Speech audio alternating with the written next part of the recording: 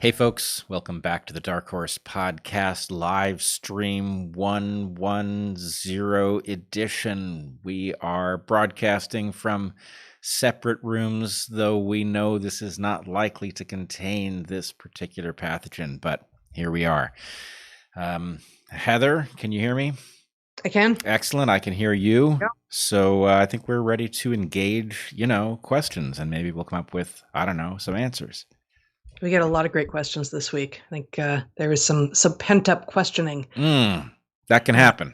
From the missing weeks. But first, the Discord question for the week is, I am going to be providing testimony at the state Senate sometime within the next 3 weeks in defense of women's rights to sex-segregated sports. Do you have any advice? Yeah, I think way too much, way more than we have time for here, right? I think the fundamental question is, sports are segregated for a reason that everybody knew until yesterday, to use Douglas Murray's formulation, right? Men and women are on average different. If women and men compete together, women lose.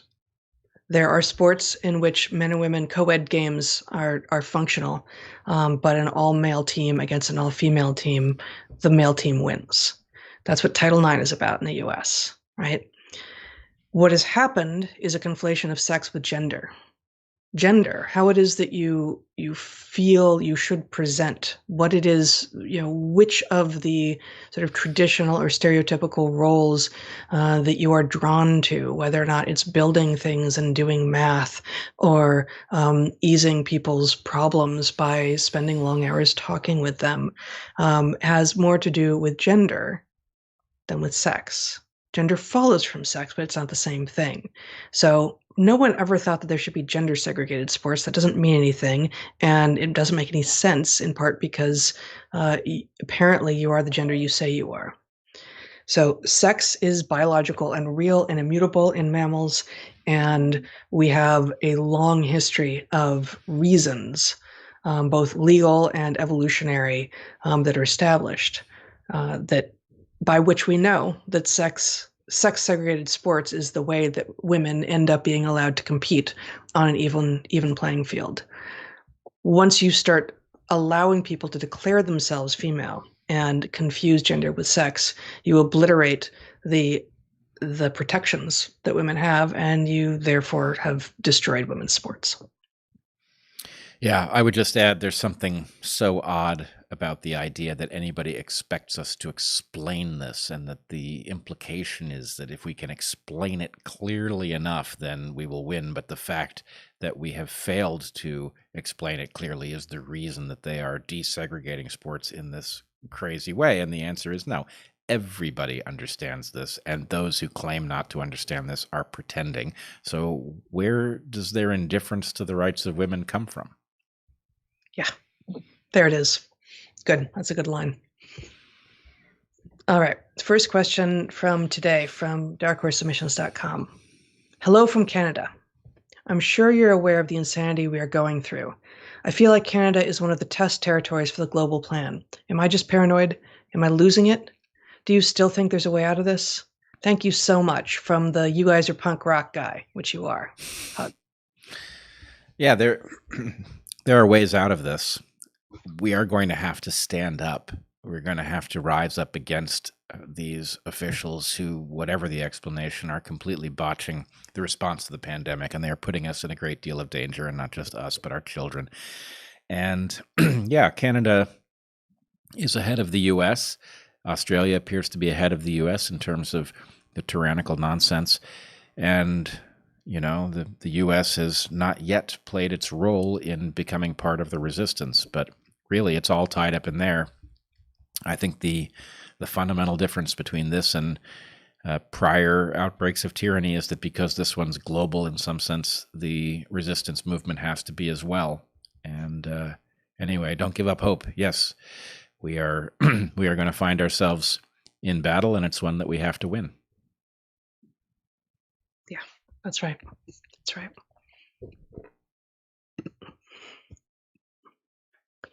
An animal rescue in Kabul has reached 70% of a fundraising goal to fly 300 animals to safety in Vancouver. The effort is virtually stalled in the last few days. Social media is the only communication channel between the rescue and its supporters. Any advice on applying game theory, strategy, knowledge of human behavior, or other means to break out of the echo chamber and jumpstart this time-sensitive mission?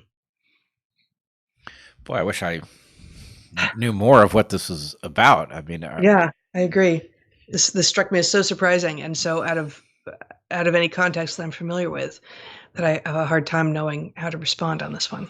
yeah, I mean, if the animals that are being rescued, it really depends. If they're dogs, then I would say you want to play that up because people love their dogs. If they're, I don't know, sand fleas, then probably it won't work. And if they're armadillo, I don't know. I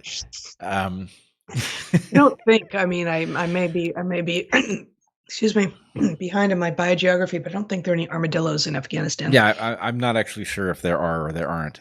My real point was, without knowing what kind of animals are being rescued and from what, it's hard to say how one might jumpstart the effort. But presumably there's some reason that people are going through the effort of rescuing animals and moving them half a world away. And I wish I had anything to give you in terms of game theory, but really the question is one of human psychology, it sounds like, and probably figuring out what the motivation is and how to tap into it so that people are captivated by the story. Yeah, I think that's right. Total coincidence, but while we were trying to answer that question, Fairfax and Tesla were getting into it on the floor here, and I don't know if you could hear the growling and the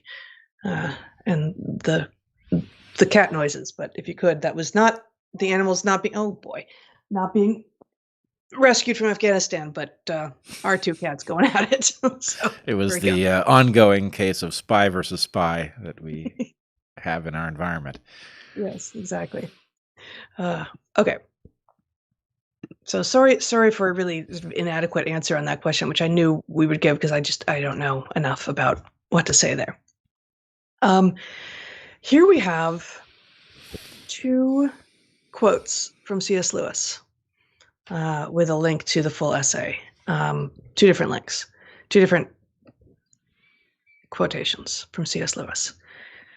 Now he's going after my toes. Stop that. Okay. For if crime and disease are to be regarded as the same thing, it follows that any state of mind which our masters choose to call disease can be treated as crime and compulsorily cured. It will be vain to plead that states of mind which displease government need not always involve moral turpitude and do not therefore always deserve forfeiture of liberty. That's one. Great.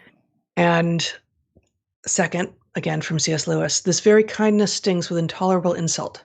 To be cured against one's will in curative states which we may not regard as disease is to be put on a level of those who have not yet reached the age of reason, or those who never will, to be classed with infants, imbeciles, and domestic animals. They certainly are infantilizing us, and or we are allowing our infantilization. And I would say they are infantilizing us, they are gaslighting us, they are intimidating us, and that different things work on different people. Mm-hmm. But that at some level, they will do whatever it takes to make sure that we are denied all choice, that we are left with one option, and that we are unpersoned should we find that unacceptable. And I think the thing is, anybody who does that is obviously the definition of the wrong side of history. We know that these people are bad, however they became that way, because of their insistence on robbing us of all options, all agency, and all reason. And, how much do you need to know about people like that before you realize, actually, I'm not listening to them anymore. I'm with the people who are making sense. How do we explain? I don't think this is a non sequitur, although it may sound like it. And you and I have not discussed this at all. Actually, it hasn't come up between us yet. How do you explain the number of just blatant inaccuracies from SCOTUS in the discussion of the possible mandates. Supreme Court of the United States, specifically, I think Kagan and Sotomayor had some just whoppers in there, and I didn't watch very much, and I didn't see that many transcripts either. But my sense is, I may be wrong, that they believe what they're saying. Yeah. Oh boy, That they really believe what they're saying, and wow, like what then? What do we do? Well, I think, I mean, I really think it comes down to this. You called them whoppers.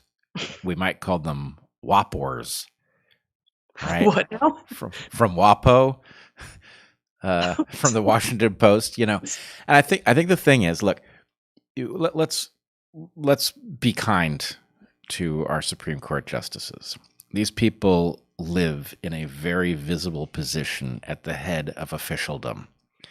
And those in officialdom, for reasons that we would have to guess at, probably can't afford to entertain things that they are being told are fringe and misinformation or disinformation, dangerous. And so I think the point is, if you're spooked enough because your position does not allow you to engage these things, you reject them every time they show up on a screen, and you basically are constantly reasserting that you are not from the crazy tribe, nor do you listen to them. And if that's your bent because your job demands it, then what we're talking about is like a foreign language. And so in some sense, this was like an exploration of the party line mind, right? People who have never trafficked in doubt about the public health authorities and are therefore effectively reverse engineering what must be behind their proclamations. But I guess, so I've already been surprised and stunned and beyond disappointed by a lot of people these last 2 years who can question stories when they come in a domain that they have at least passing familiarity with. And we have long noticed and talked about on DarkHorse, but for decades have noticed how much more easily people would put faith in a proclamation if it comes with numbers or if it comes with an imprimatur of a scientific authority, because most people are so badly educated in math and in science in school that they have long since said, that I black box, that I have to choose the people I listen to. And if they think that the current government is one that is legitimately working on their behalf, then they will look to the authorities the government has appointed. That's devastating, and it's doing tremendous damage across media. Let's say it is precisely the job of the Supreme Court of the United States to have doubt on every subject. I feel like I am no legal scholar in any way, but I feel like that is actually a reasonable claim to being one of their top priorities. Yeah, but I mean, I think you're on the right track here. Everybody is being bullied away from their professional responsibilities, right? We are firing doctors and nurses who, as doctors and nurses, are not compelled that these vaccines are safe and effective enough to take, right? We are intimidating doctors who talk about alternative treatments that they have tried and have gotten value from. So the point is, everybody, you and I, are supposed to not do what you and I do, right?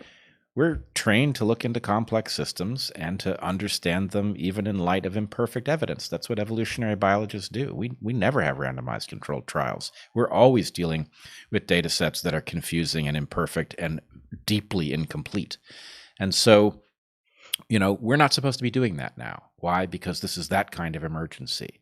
Well, what I don't remember is the discussion that says, where is the threshold, right? We all agree that there are circumstances so dangerous that your normal instincts should be put on hold, right? We all agree with that, right? If the ship is sinking, then that is the priority. What we have not discussed is, okay, at least the initial variants of SARS-CoV-2 were worse than the flu. How much worse than the flu does something have to be before you turn society upside down, before you allow small businesses to be destroyed and all of that wealth transferred to their gigantic competitors? How bad does something have to be before we suspend normal? And the answer is we pass stuff around all the time in a normal year. People are passing flu to each other. Grandmothers are dying because somebody gets on a plane who shouldn't, right? This happens all the time. Now, maybe the point is we should have a very different approach to all infectious disease, and it should affect travel. But we've never had that conversation. That we were just simply told that this pathogen was above some threshold where we needed to turn the world upside down and effectively to do it indefinitely. Until when? We don't know. They've never told us. Who are we? Apparently that's not ours to know. And so you've got Supreme Court justices not behaving like Supreme Court justices. You've got members of Congress not behaving like members of Congress. You've got presidents not behaving like presidents. You've got professors not behaving like professors. You've got philosophers not doing philosophy, right? Everybody is failing in their professional responsibilities because something is forcing them out of it. And those of us who have attempted to continue to do what we do have found ourselves in this weird netherworld where we are portrayed as the enemies of reason and decency and health. And, okay, that's why, right? You're in a world where the doctors who are doing the doctoring are now heretics, and the professors who are continuing to try to do the job of sorting stuff out are, dangerous conspiracy theorists or whatever. And the answer is, look, either you're smart enough to see through that and to say, wait a second, maybe those are the doctors I should be listening to, or you're not. And I guess I'm not terribly surprised that the Supreme Court is staffed by people who have not figured their way out of the matrix because they live at the center of it. Yeah, I think you're right. It doesn't breed confidence, though, does it? Oh boy, no, it ought to terrify us. Yeah. But, it's also, I think many people are sort of groping for, they're asking, well, what will end this, right? How is this going to end if this is where we are? And the answer is, it's not going to be easy, but so many things come down to the same calculation that a smoker ought to have, right? The fact that what you face to quit smoking is very, very difficult is no argument whatsoever to not quit smoking. It's an argument to do it now because it's only going to get worse. And so that's where we are. The point is, what's going to end this? Well, it's going to be us finally facing it together and saying no, right? That's what's going to end it. When would be a good time to do that? I'm trying to remember what the aphorism is. Something like the best time to do it would have been 2 years ago. The second best time is now, right? Yep. It's that. Yeah, that's right. This is in keeping. Next question. The situation is deteriorating fast in Canada. Is it futile to think we can still live our lives without being vaccinated? What will it take to break the fear spell? Thank you both very much. We missed you. Well, I at one level, the fact that the vaccines aren't doing any of the things they were supposed to do at some point should get noticed by someone, but it doesn't seem to be getting noticed. No, but it's worse. It's worse, right? The evidence is actually mounting that these vaccines make you more likely to contract the disease. The idea that that has not caused our governments to say, wait a second, hold on with the vaccines. Something has changed. Let us figure out what it is. We'll be back to you in a minute, right? That's what a rational government would do. The fact that it was like, nope, hey, the advice we gave you just so happens to still be the right advice. In fact, even though, in fact, it's obviously upside down. Right. That tells you, whoa, I can't afford to listen to that person. If that person tells me to ingest something, I ought to wonder if it's a poison, right? Yeah. So that's right. That's right. I would, can you continue to live unvaccinated? Look, I'm not advising you to do anything, but I would say your government has betrayed you, and it has failed to do what it promised it could do. If you think that that failure is on people who have not complied, then look into Gibraltar, right? The fact is their one remedy does not work. So in light of that, can you afford to take their advice and just grin and bear it? How many times will they force you to be boosted, right? They are exposing you to danger each time they do that. So in some sense, as appalling as what is going to happen to you if you resist is, how appalling is what's going to happen to you if you don't resist? You don't know. It could be 10 years from now that you find out the answer to that question. So I would Better just... on your feet than die on your knees. Yeah, exactly. Exactly. You want to repeat that? I think it broke up with Skype. Oh, it's better to live on your feet than to die on your knees. This from The Old Man in the Whorehouse in Catch-22, an excerpt that we read from some weeks ago. Yep, it's the right answer. And I don't think I owe anybody an apology, but I feel like offering one. I'm sorry it's that stark, right? I'm sorry that that's where we are in history, and that means that you have to make some awful choice, but that's the nature of history. Yeah. All right. You ready? Yep. So when I'm looking at the questions, I can't see you, and I can never see the screen that other people are seeing. So, but you remember what I look like. Well, now I do. Okay. While cloth masks might not be as effective as N95s, could they still help train the immune system by allowing a manageable amount of virus through? Not unlike playing in dirt as a child versus being totally sanitized. Yeah, I've wondered this, but of course it might also concentrate stuff on the other side of the mask. Like if you are sick, you might get sicker. Yeah, or N95 would do that even more so. Well, by not being porous. The concern is, so first of all, the masks seem to be better if you put them on the sick rather than try to protect the well. But if you use something like a cloth mask, and mind you, I will say again, cloth masks are something I got wrong at the beginning of this, right? I think the whole story of you and me, Heather, and what we've been doing is that we started out with a model that was crude because our information was bad, and our model got better as our information got better and as we puzzled through it. And that's why people tuned in. Masks is something I got wrong at the beginning, and then came to understand that the evidence didn't support it. And there's even an argument that cloth masks could be more harmful than beneficial, on the basis that a sick person with a cloth mask might find that the droplets which would ordinarily fall to the floor are broken up by effectively the mesh of the cloth, and they find themselves much lighter and they make it farther into the world. So yes, your hypothesis that there could be a mechanism whereby cloth masks expose you to just enough, that might well be right, or it might well make things worse. And the answer is we don't have evidence that says anything other than cloth masks are inadequate to prevent people from contracting the disease, which is not an answer to your question, but I think the answer is a lot of things are possible. It would be great to know in detail, but we don't know. Yep. Canadian here. Should I get out? If so, how is the United States treatment of autistic children? Perhaps asking the crowd, is Florida suitable for kids on the autism spectrum? I don't know anything about how Florida is for kids with autism. I also don't know anything about how the U.S. is compared to other countries.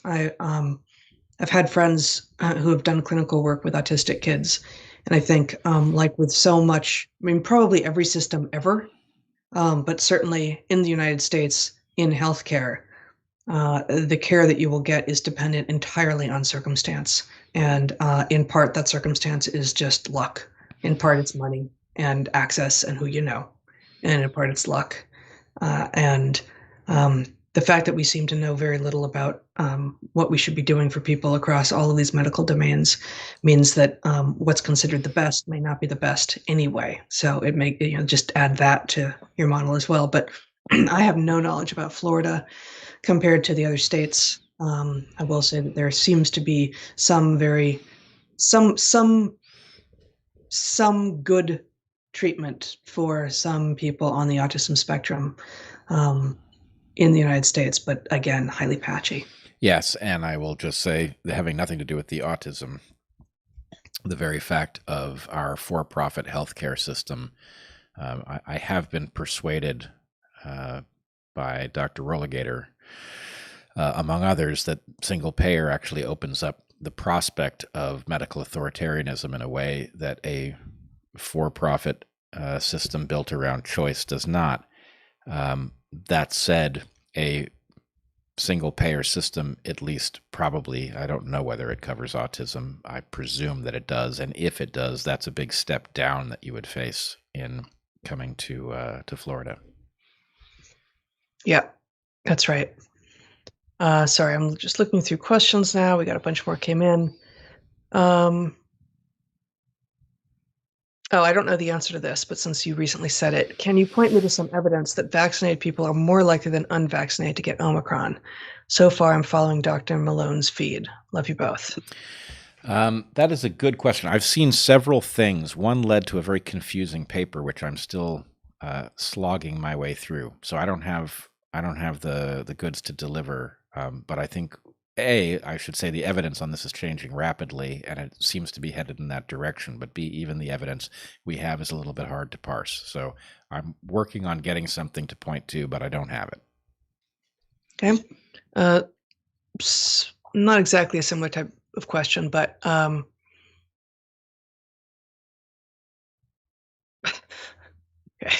Next, we'll get to this other one that just made me laugh. Potential ovarian damage from the vaccine isn't studied or discussed, like myocarditis. Is this true? Could you repeat it? I didn't quite catch it. I just hit yes, and I don't have any memory of how to get back to having said yes. What kind of damage was it? Ovarian damage, opposed to myocarditis. I will say, and again, I can't share my screen here, but I have this paper that just came out by Edelman et al. In Obstetrics and Gynecology is the name of the journal, called Association Between Menstrual Cycle Length and Coronavirus Disease 2019 Vaccination, a U.S. cohort. And what they find is some effect, but not very much. Now, there's a lot of caveats. I've skimmed the paper and read parts of it, but I haven't fully internalized it. I'm trying to remember the people they were looking at for this were people who are using an app to track their cycle. So women who were using in this Natural Cycles app to voluntarily, prospectively track physiologic data related to their menstrual cycles for purposes of non-hormonal pregnancy prevention or planning. So this is that's the cohort that we're looking at here in this paper, which is going to be a fairly highly educated, probably fairly wealthy cohort of people who are using an app to either for contraception or for pregnancy to track hormonal stuff. But the main conclusion of the paper is, and I quote, overall, the vaccinated cohort experienced a less than 1 day unadjusted increase in the length of their menstrual cycle during their first vaccine cycle compared with their 3 pre-vaccination cycles. So longer, but not by much. That said, what I think is hiding here, I think the devil in the details here, is that most people didn't have any effect at all, and some people had pretty strong effects. And this is going to be the place where we keep on getting lied to with statistics throughout this thing. And one of the easiest ways to lie to people is to use a mean when you really should be talking about, okay, it's making up numbers here. 10% of people who had rather dramatic effects and 90% of people had no effect. 10% is a huge number if it was that, right? And so just talking about, and they say somewhere in this paper, and I don't have it highlighted, so I can't find it,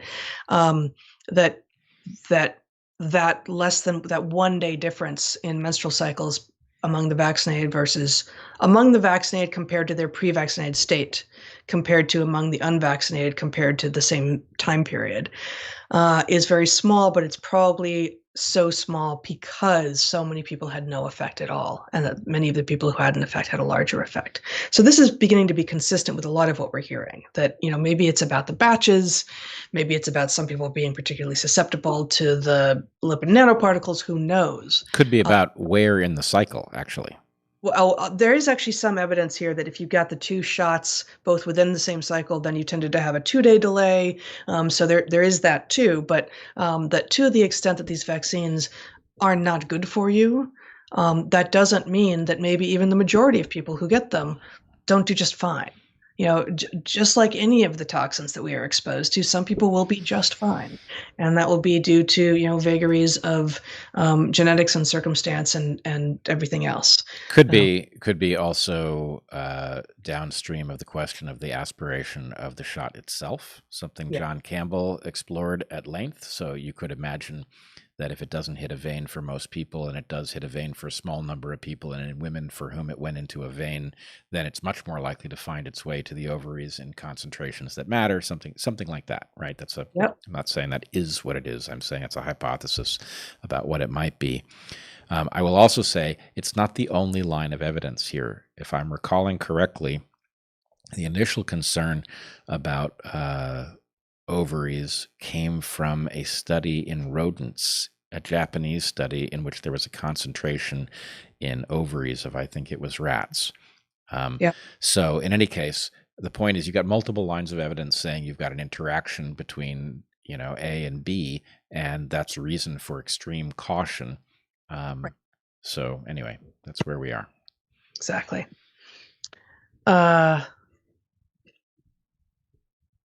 Okay. Dr. HH, blink thrice if you need help. I'm doing just fine.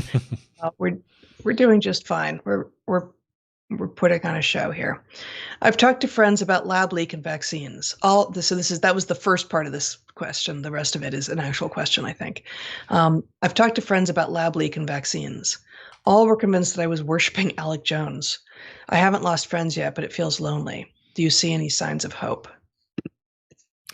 Yeah, this bit about Alex Jones wasn't as wrong as they told us he was is concerning to a lot of people. Yeah, that's always a question. And it is also true that, the magic trick is visible from certain places. The idea that to oppose vaccine mandates, to oppose any vaccine, to have any doubt about the efficacy, safety, the wisdom of any vaccine renders you an anti-vaxxer, no matter how vaccinated you may be, is a tell, right? That is the monster letting you in on a secret, which is that the term anti-vaxxer doesn't mean a goddamn thing. It's a threat, right? It's a stigma that will be appended to you, irrespective of your beliefs and behavior, and that you should be very, very frightened, and you should run from that stigma. You should do what they tell you so they don't wield it at you. And the answer is, don't listen to them, right? If they're going to define anti-vaxxer so everybody's an anti-vaxxer, well then fine, right? Then it's a meaningless term. They did the same with racist, right? Right. It's the same trick. The same thing. It's the same, and we are the living proof of this, right? We were the racists of Evergreen in spite of the fact that we are the opposite of racists. So if you saw that and you stuck with the story long enough to figure out that, hey, people are screaming about you being racist, but there doesn't seem anything racist about you, and in fact, there are an awful lot of students of a wide diversity of descriptions who seem to think that that's a preposterous claim, right? If you saw that, then you realize, oh, racist isn't a description of something. It's a threat, right? It's a weapon. It's a weapon. Mm-hmm. And so anyway, I mean, I can't remember when we... It doesn't feel lonely, though. Say it again? That doesn't mean it doesn't feel lonely. The person asking the question said, just increasingly it's lonely. Well, it is and it isn't.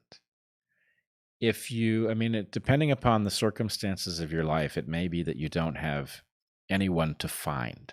But our experience has been that there are some people who have broken the wrong way in each of these circumstances, and they've been perfectly horrible. And then there have been other people who've shown up and who have shined. And I would say in no case has the replacement of people who have been awful with people who have been good been a downgrade in the number of friends, the quality of friends, the decency of those friends. In every case, it's been an upgrade. And so the question really is, are you remaining attached to people who had such weakness of character that they fell for these tricks? And are you overlooking the possibility that there might be new people who would be much higher quality and much more rewarding to hang out with? And the weird caveat of that, what Heather and I have seen, is that our friend group is really eclectic. It cuts across all kinds of lines, right? That has been very much to the good. It is a much more interesting, dynamic friend group. And yeah, it contains people who have, radically other ways of viewing the world, but that's all to the good as far as we're concerned. So who are you overlooking is the question. Who that does have ears to hear are you failing to see? And what would happen if you try to team up with them? Well, I don't disagree with any of that, but I don't think it. I doubt that it is perfectly responsive to the person asking the question, because it will be obvious to most people watching us that many of the costs that we endure for being public with our with what we do. But one of the benefits is hidden in the answer that you just gave, which is that people find us. And if you're not public, if your job, whether or not you intended it to be or not, isn't to publicly declare where it is that you stand on issues, then how is it that people would find you? How is it the person asking the question will find these people who I know exist, but whom you are alluding to? But in this way, we are. This is one of the ways that it's easier for us. Yep. Than for most people. Yeah. Although now that I get the question better, I do think that there is an answer in that, right? You and I also find that with people, and most people don't know who we are, so we have a lot of those conversations too. And if you are bold about confessing your doubts and your concerns, and you just, you take the risk of letting people know that you're not on board with the conventional narrative and that actually you've come to understand some different things, I believe you will be absolutely shocked by the percentage of your fellow citizens who are also possessing of doubts, afraid to talk, and feeling a bit lonely. And, go with it. Talk to people. Let them know, you know what? I don't think this advice makes any sense, and here's why. And see what you get back. I'd be shocked if you didn't find a lot of kindred spirits. Yeah. Let's see. I don't know where this one is coming from, but I'm just going to read it. Rates of domestic abuse are often hard to measure, but could be as high as 55 to 73% for lesbian couples, according to Wikipedia. If true, what selective pressures cause it to be so high? I would be shocked if that was right. I mean, why would I know? But that seems really unlikely. Yeah, no, I agree. This question has the potential to be sort of an amazing one to spend time with, but I'm reminded of occasionally I would get a question in class. It'd be like, it's just not worth exploring this premise until we establish, or it's exploring this question until we establish that the premise has any basis in reality. Because I think for you and for me, and this is an interesting part about us being in different rooms, we didn't have we had no shared communication about this before I read that aloud to you. But I too had the reaction of like, oh, really? I would have thought, I would have thought quite not, right? So rather than do the thing that the sort of non-evolutionary biologists accuse us of doing, of like adaptively arm-waving explanations into existence with a premise that both of us think isn't true, I think we should pass on this one. Yeah, but if there's evidence, yeah, we'd look at it. Yeah. Ezekiel Emanuel and 2 bioethicists have written op-eds advocating permanent digital vaccine passports and treating all respiratory viruses with lockdowns, plus vastly expanding public health technocracy. Please comment. I haven't read them, but I knew this had happened. And I don't want to vouch for this summary, although this is someone who's written questions before and has been accurate. I did see the little tidbit about advocating permanent digital vaccine passports. I did not see the bit about treating all respiratory viruses, was it, with lockdowns. For fuck's sake. Well, okay. This goes back to what we were talking about in the main podcast. Yeah. They have one tool that is legitimate at their disposal, and that is to convince us that the benefit of this exceeds the cost, which I think would be very hard to do. For one thing, it suggests an obscene and cartoonish understanding of our control over these things, right? Vaccine passports. You really think you're going to be able to generate a vaccine for all of these things and that it's going to be worth doing? The rate at which these things move through the population and the amount of time it takes to actually get a safe vaccine to market and the amount of time that it takes to even know that that vaccine is safe. I mean, long term. Maybe you're right about what ultimately is part of this, but just a little bit that I read about this, the digital vaccine passports thing was responsive to no, paper vaccine passports are not sufficient. Paper vaccine cards that you have to show in some cities to get any services at all already will not be sufficient because they're too easily forged. We need something basically where, the panopticon is here and you can be seen and you will be seen and there is no escape. Yes, I was actually a DarkHorse episode will be out hopefully sooner rather than later. I was talking to a very fascinating gentleman from Australia who was talking about passports that in fact read your facial data and compare it to your GPS coordinates, both of which your phone is capable of assessing, to determine whether or not you are locked down the way you are supposed to be. Right. It's an absolutely chilling combination of technologies. And I think the answer is, look, I think I'm in a great position to speak to this because before there was COVID, I was troubled by the casual way that we deal with all of the viruses that we are moving around the globe with airplanes and other kinds of transportation, right? We're paying a huge cost for all of the stuff that we are circulating that gets everywhere, right? And it's very hard as an individual to protect yourself from this without becoming a hermit. So what can we do about that? Well, I think we can do an awful lot to track these things. What I would do if it was mine to say, I would set up an institute to figure out how these things work. Right? The purpose of this institute would not be to adjust anybody's behavior, but just to simply take each pathogen that shows up and figure out where it came from, how it spread, so that we could become expert about this rather than having to guess, right? Then we could do things that are incredibly useful, right? Like the amount of disease we have reduced by getting people to wash their hands in between, when they leave the bathroom effectively. Yep. That is tremendously effective.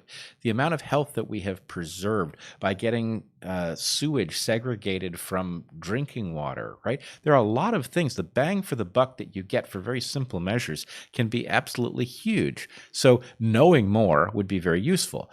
But I got to tell you, I am not excited about the idea that these people who have proved that they can ignore the most glaring evidence are suddenly going to be in even greater charge of our lives on the basis that they are the bureaucrats who've been handed that responsibility.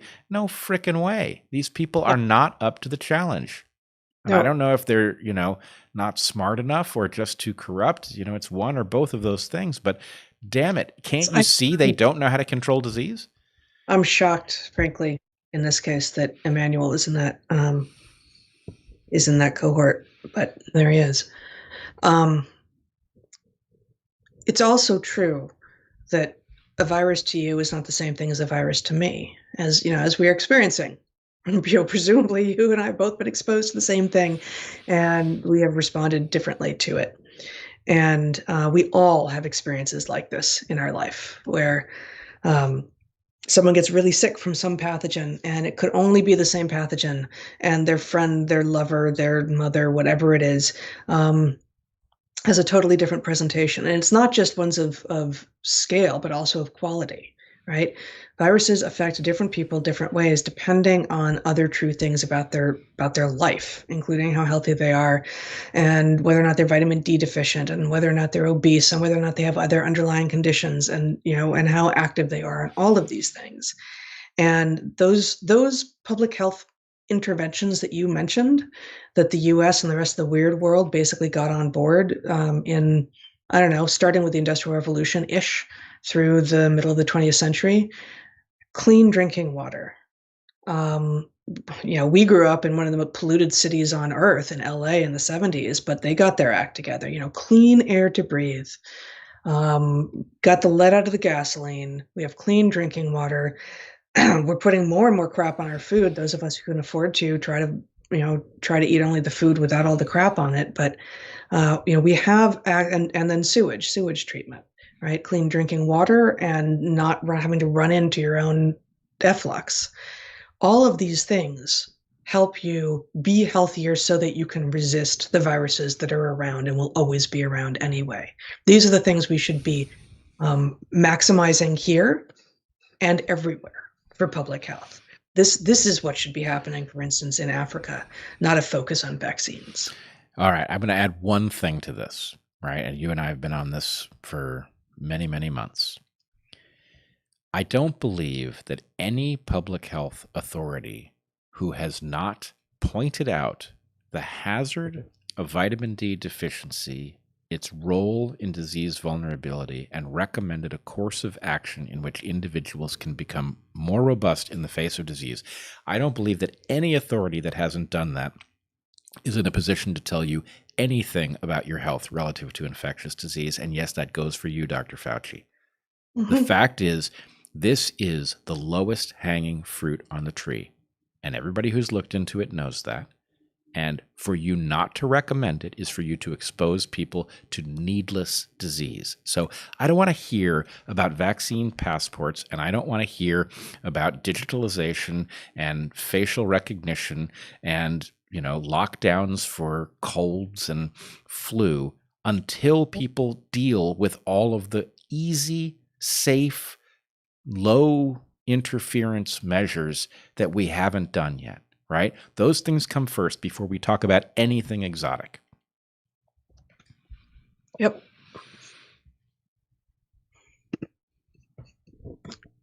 Regarding political polarization, what do you think of a party based strictly on reflecting best polling data available? Reps would have only to do good polling and vote accordingly. There is a more sophisticated version of what you're talking about. It is called liquid democracy. And there is a strong argument to be made. I will tell you, I've looked at liquid democracy, and the devil is in the details with respect to structuring it. But you could have a system in which effectively a party ran through an app in which the constituents were able to either voice their opinion on a given issue, which would then go into the calculation of the person who had been elected to the office, or more importantly, they could proxy their vote to someone that they believed understood the matter better. So that is to say, you might not know anything about climate, but you might think James Hansen does know a lot about climate. And so your basic feeling is, I'm in no position to disagree with James Hansen, and I trust him. So what I'm going to do is I'm going to proxy my vote in the Liquid Democracy Party to James Hansen, and at any moment that I decide James Hansen isn't the right guy anymore, I can take it back and I can use my vote directly, or I can give it to somebody else. I can proxy it to another authority, right? So there is a way that this could work, and it could be quite good. And I will say there's also an opportunity. What you don't want is, in a liquid democracy scenario, you don't want the individual who is elected to the office to be effectively a robot, right? Where they are just simply enacting the will of the app, right? As it manifests the collective belief of the members of the party. You want them to play a role too, right? And so it would effectively restructure inside of the democracy we have various roles and responsibilities. There are ways to do it. But again, I wouldn't advocate for any old liquid democracy version. The devil is in the details. You've got to get them right. Otherwise, it will have its own externalities and downsides that are hard to foresee. So something in the neighborhood is cool, but be very, very cautious about the instantiation that you embrace. Yeah. John McWhorter feels that some people cannot be reasoned with since their opinions are articles of faith. What line do you draw for engaging what he calls the elect and other difficult people? I think it depends. It depends on what kind of faith we're talking about. Well, but also just before you begin, there's no line, right? I mean, both you and I, and this is part of what our success in the classroom was, engage individuals as they come, right? So Right. there's not going to be a population-based line, and by population-based, I don't mean demographics, but like, well, if you believe X, Y, or Z, then I know you can't be reasoned with. Like, it's going to be very hard. There will be exceptions to all such rules. I will say I've dealt with lots of people who would describe themselves as people of faith. And I almost never run into anybody who really will just refuse to engage a reasoned argument, right? Mm-hmm. You may not persuade them of your position ultimately, but people in general are interested in having those discussions. And we've been given a sort of cartoon of what faith looks like, and it isn't right, and it's a destructive cartoon. That said, you do often run into people who have a perverse incentive, who have reverse engineered the rationale for it. And so this is the distinction I would draw between a rationale, a true explanation, and a rationalization, where you make something rational that isn't.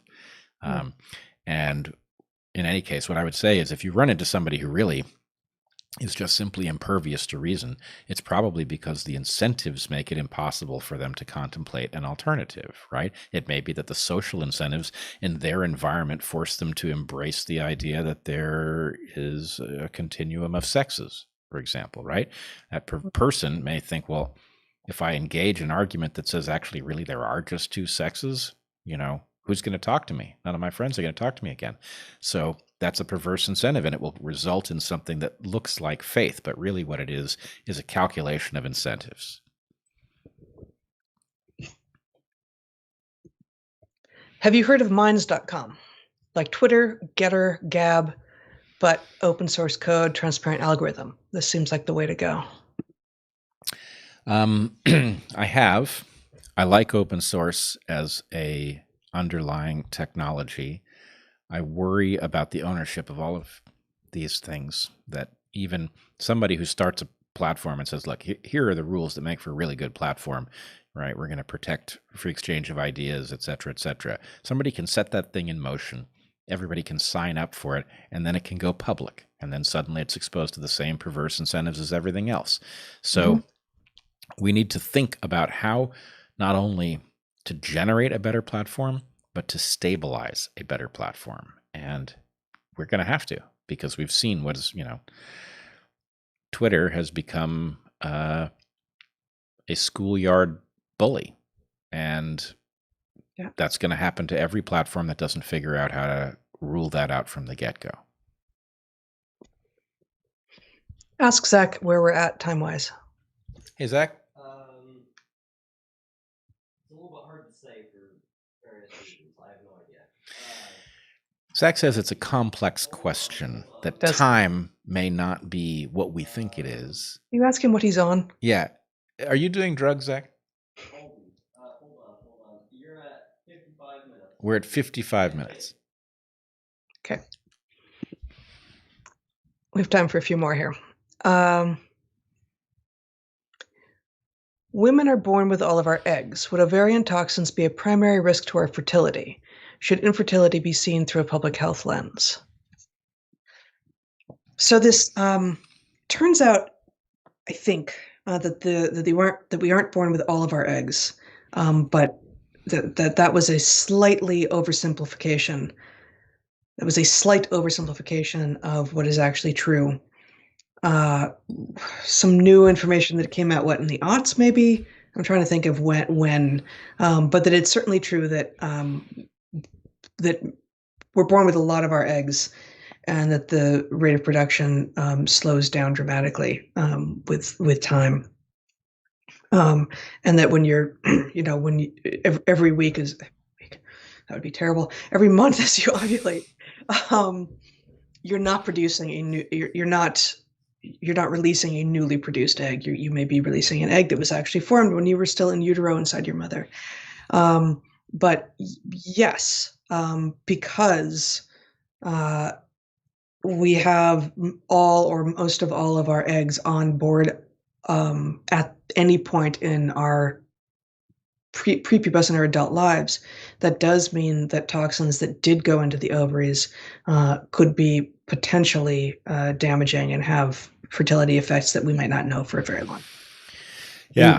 They're less likely to be transient than, for instance, if there were toxins that were targeting sperm, which are produced basically, for the instance that they are needed. So I did not get the question at first. I think I now get it. And I think a key question is, what is the interaction of SARS-CoV-2 with the placenta, right? There's some things, like, for example, with... There's no placenta in the question, but... No, but the question is about when you are in utero, could you be affected by a vaccine that goes to ovaries? If your ovaries are forming and your eggs are being produced, right, while you are in utero. I don't think that's in the question, but I think it's fascinating. So, women pregnant with girl babies may be at greater risk, putting their children at greater risk, actually, than women pregnant with boy babies. Yeah, which we wouldn't know for a very long time. But my point is that hinges on whether or not things cross the placenta. Now, given that spike protein seems to shred the blood-brain barrier, it seems likely to me, the blood-brain barrier and the placenta are not fundamentally different concepts, right? The placenta... They're fundamentally different. I mean, I don't even think that they're from the same...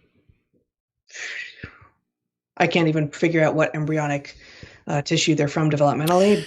But right. It's not going to be the same phylogenetically. Right.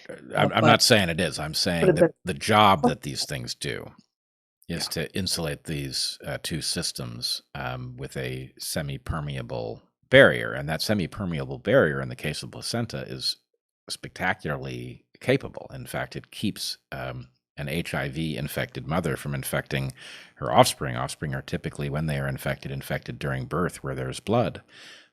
So anyway, it's an amazing structure, and what the spike protein does to it is a question, and therefore whether or not it's going to have implications for a fetus is an important issue.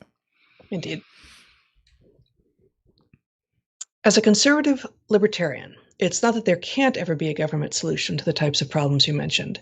For us, it comes down to scope, primacy, oversight, and whether better alternatives exist outside of it. Yeah, I would want to drill down on each of those terms and figure out exactly what is meant. And then the thing I would point out to a dyed-in-the-wool libertarian, and of course we have libertarian leanings but are not libertarians, the thing I would point out to a dyed-in-the-wool libertarian is that the externality question is a profound one, and it is one that is not dealt with at the level of the individual, right? Yeah. So the question is, we must have something to address it, and strict libertarianism does not seem to offer that tool. So what is that tool, right? Mm-hmm. Anyway, it's a worthy discussion for another time. Indeed. Have you heard about using a nicotine lozenge for smokers for COVID? I've heard nothing about this. No. Okay. Have you seen the new study suggesting that Omicron jumped from mice, indicating possible animal reservoir hazards? Any thoughts? Yeah, it's on my list of things to go back to. It sounds like a remarkable fact. If it is true, it is probably downstream of the likely serial passage experiments that probably took place in Wuhan that probably used humanized mice and therefore would have made mice a hospitable host, just as it may have made ferrets and minks a hospitable host. These are all animals that would likely have been used in such a context. And so anyway, if it escaped into mice, we have to ask why that jump. I mean, that's not a small jump from people, right? It is a small jump if the laboratory involved peopleized mice, So, yeah. Anyway, maybe one day we'll find out about all this stuff. Maybe. Yeah, we probably ought to. Now that Christian Anderson is back on Twitter, we probably ought to ask him for an update on the cover-up, see how it's going.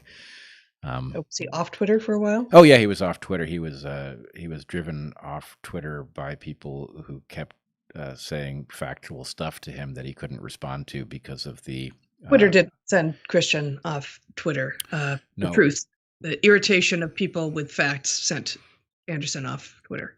Yeah, Anderson was reportedly hiding under the desk in his office until people forgot the role that he had played in covering up the lab leak, and apparently he has decided that enough people have forgotten that he's now back. Mm-hmm. Well, maybe we should find him a new desk. Okay, 2 more questions. I mean, there's a few more. We're not going to get to all of them, but we got through most of them. Let's see. Is there a reliable way to measure the durability of one's natural immunity?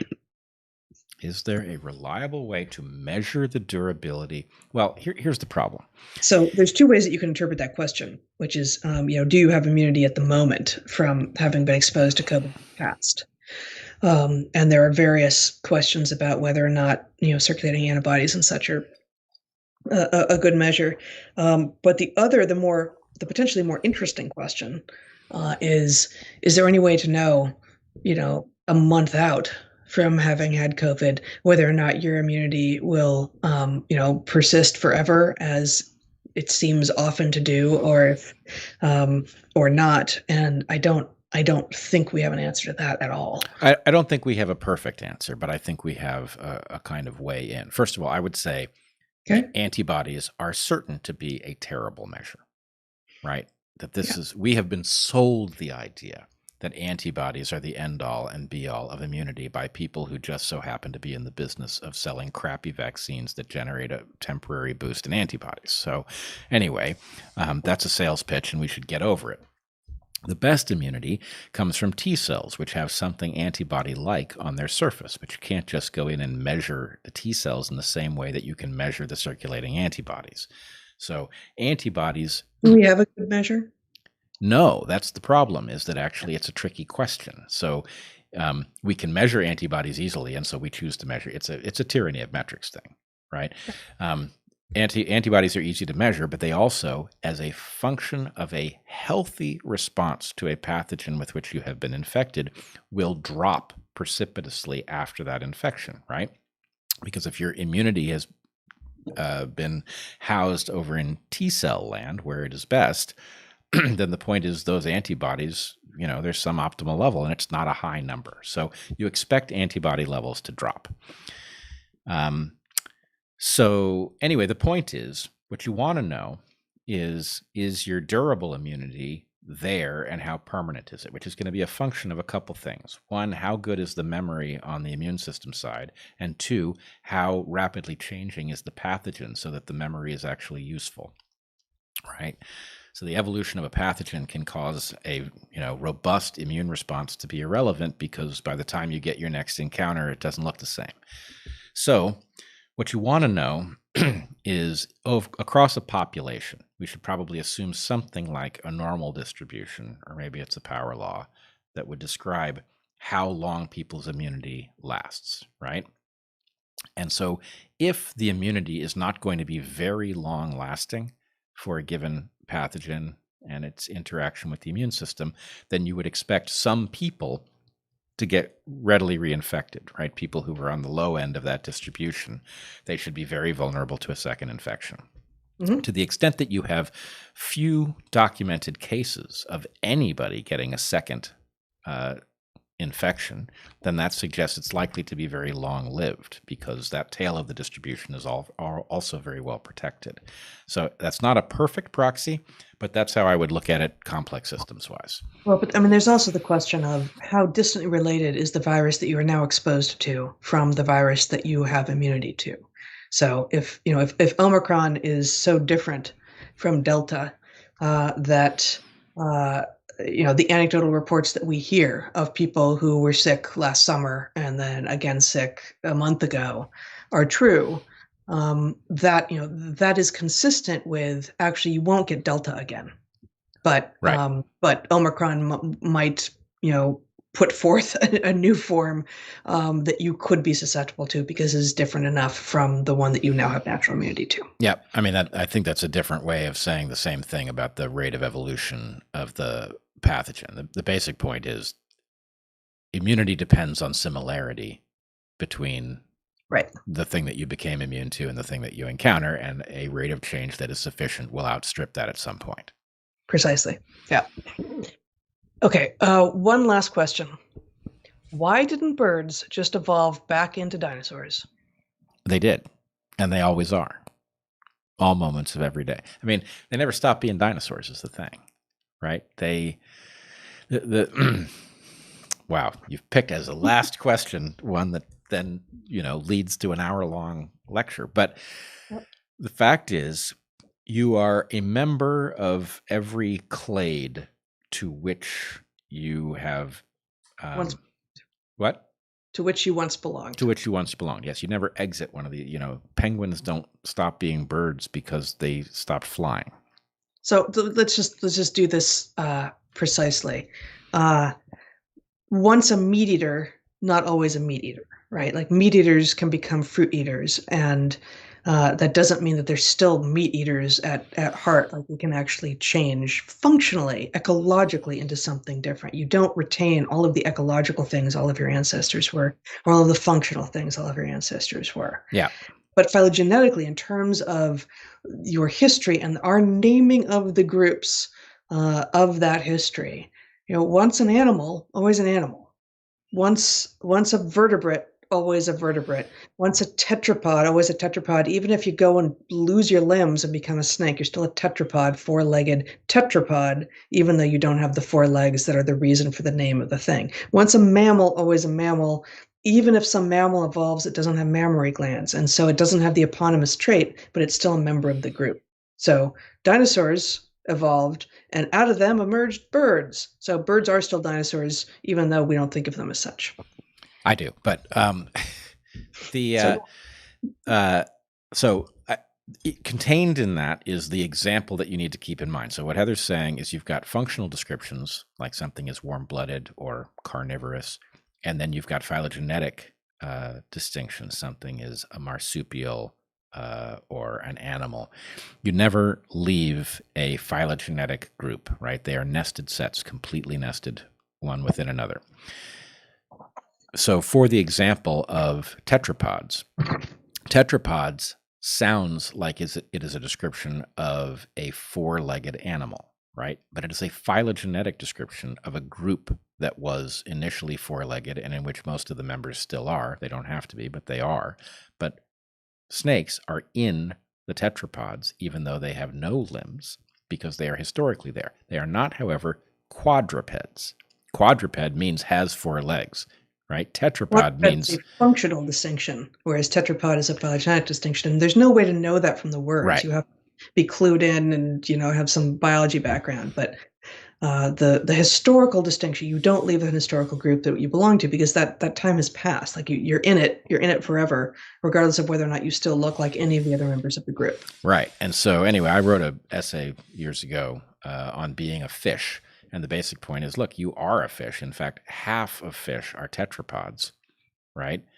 Because the group fish, if fish means something that flops around in the water, then it's not what we all think, because then whales are fish, right? Whales are fish by virtue of them being flopping around in the water rather than them having an ancestral membership in the group. What else? The whale lobby has definitely come after you. Yeah, they totally are. Whales flop. Yeah, well, all right. Whales, I love you. I didn't mean anything by it. I spoke carelessly. But so in any case, birds are dinosaurs every bit as much as a Tyrannosaurus Rex is a dinosaur or a Brontosaurus, right? They are full-fledged dinosaurs. And wouldn't you rather live in a world in which we just simply admit that that's true rather than a world in which we pretend that it's somehow not? It's cool. We've got lots of dinosaurs, and you can go to the park and feed them if you like. It's an awesome fact of being a human on Earth even now. All right. I think that's it. I think we did it. I think we did it. Yeah, we will be back next week in the room that Bret is currently inhabiting, rather than in this room where I've raised the blinds and you can see the forest behind me. So, actually, this raises an interesting question. Let's suppose that I have caught Omicron, which is not unlikely given that we're in the same house, as of next week. And then I might have to isolate, even though that makes no sense, that the CDC's advice would still say that I have to isolate, even though the people who might be infected have already been infected, potentially.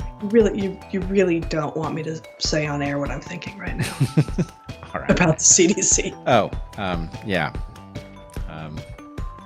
I hear you. All right. So let's... I encourage you, I did explore some of my thoughts, not about the CDC so much, but about some of this in my Substack the last couple of weeks. And I may rant a bit this upcoming week as well. So I encourage those of you who are looking for that sort of thing to go to naturalselections.substack.com and all the other places, the Patreons, find our book. Bret's active on Twitter, raising hell, not getting banned. All the stuff. So, anything else to say? Nope. I think we're there. Okay. Till next week then. Be good to the ones you love. Eat good food and get outside. Stand up, everyone. See you later.